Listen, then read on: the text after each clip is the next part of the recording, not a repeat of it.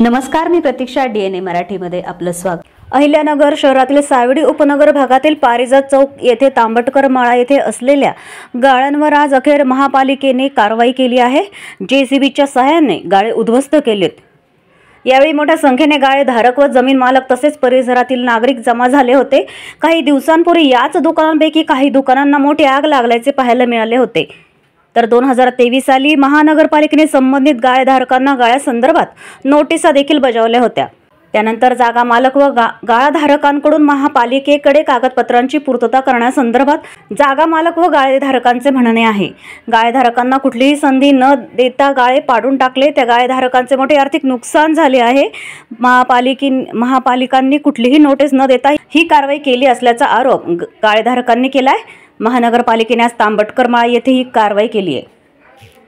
प्रतिनिधी मुंतजीर शेख, DNA मराठी, अहिल्यानगर.